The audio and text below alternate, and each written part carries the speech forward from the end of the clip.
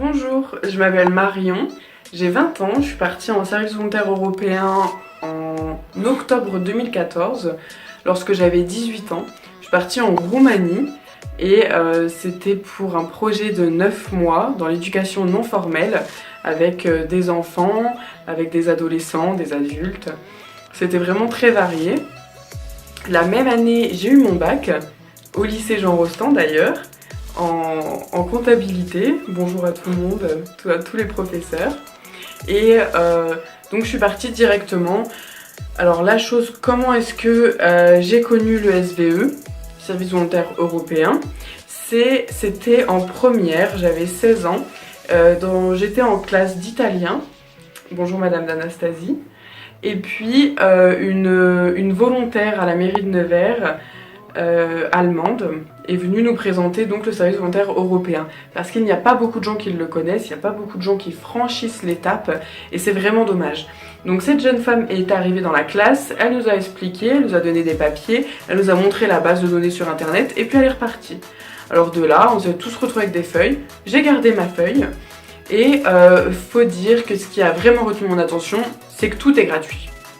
Et tu peux partir sans avoir aucun diplôme, sans avoir d'expérience professionnelle. Si t'es motivé, si t'as la motivation nécessaire, la détermination pour réussir ton projet, pour faire partie d'un groupe de travail, pour faire partie, pour vraiment d'être engagé, dans ce cas-là, c'est bon, tu peux partir et c'est vraiment très bien encadré. Comment je me suis sentie les premières semaines en Roumanie ? Alors je suis partie dans un pays de l'Est, un pays qui est beaucoup critiqué, avec beaucoup de stéréotypes, on ne connaît pas grand chose finalement de ça. Donc je suis partie en Roumanie, et puis tout de suite, tu arrives à l'aéroport, président de l'association vient te voir, vient te chercher, il te parle en anglais.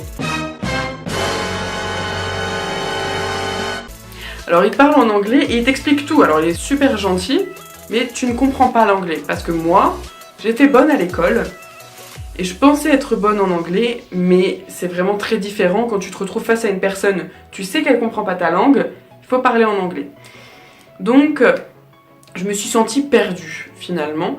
Et puis, on arrive à l'appartement, donc on est logé, on ne paye pas le loyer.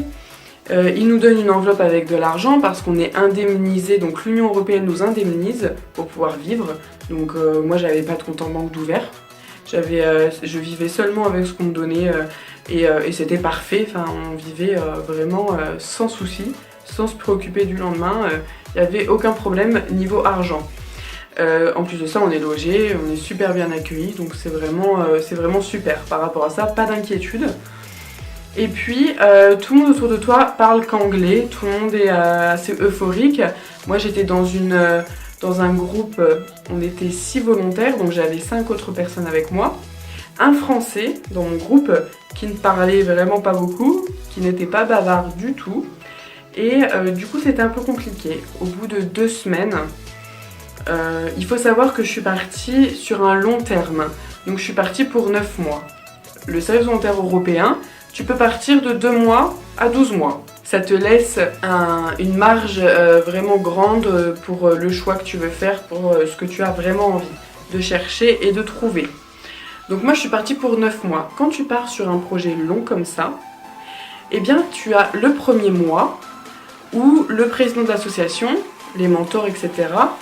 te soutiennent, restent avec toi tous les jours. Tu vis avec les volontaires avec qui tu fais partie dans le projet. Et tu visites jour après jour les endroits où tu vas aller travailler. Donc ça te met vraiment en confiance, ça te familiarise avec le pays, avec la langue, avec la culture et avec le travail que tu vas faire plus tard. Donc à partir de ce moment-là, je me suis dit il faut vraiment que je parle anglais, que je commence à oser parler anglais parce que je vais commencer à travailler avec des gens qui ne parlent pas forcément français. Et au milieu du travail, ça va être un peu compliqué, donc il faut que je parle en anglais. À partir de ce moment-là, c'est allé tout seul. Je me suis sentie beaucoup mieux, beaucoup moins stressée, beaucoup moins anxieuse que quelqu'un me parle, pas du tout. Donc je me suis vraiment ouverte à partir de ce moment-là au monde qui m'entourait. Et les gens sont adorables, les gens vous écoutent, les gens vous expliquent, les gens vous disent si vous faites des erreurs. Quand tu pars en service volontaire européen, tu es soutenu durant ton service volontaire européen par des tuteurs, des tutrices. Ils te voient une fois par semaine, 2 fois, 3 fois par semaine lorsque tu as envie. Ils font souvent partie de l'association. Donc moi c'était une Roumaine qui m'a beaucoup aidée. Et voilà, elle te parle, elle discute avec toi, elle te demande qu'est-ce qui va pas, qu'est-ce qui va bien. Et vous discutez souvent, nous on discutait souvent pour le futur, comment ça allait se passer, est-ce que j'allais au retour de France trouver des études ou alors travailler. Et vraiment ça aide beaucoup, même te confier, t'es vraiment soutenu. Et puis tu as toujours ton organisation d'envoi, donc en France, l'association qui t'a permis de partir. Pour Nevers, ça sera la mairie de Nevers avec Isabelle. Et bien, qui est toujours là par mail.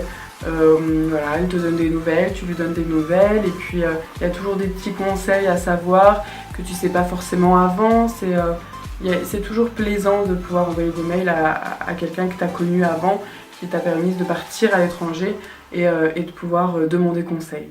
Le service volontaire européen, ça apporte beaucoup de choses, mais beaucoup de choses humainement parlant. Alors déjà, pendant le service volontaire européen, tu apprends beaucoup sur toi. Alors oui, tu vas aider les gens, oui, tu vas être utile, oui, tu vas faire des choses de tes journées, mais tu vas surtout apprendre sur toi. Ça apporte des rencontres, donc des amis, faire la fête, rigoler, faire des jeux, s'amuser ensemble, discuter, partager. C'est vraiment les choses les plus exceptionnelles qui m'a permise à moi d'avancer tout au long du projet et de survivre, si je peux dire, à mon retour en France.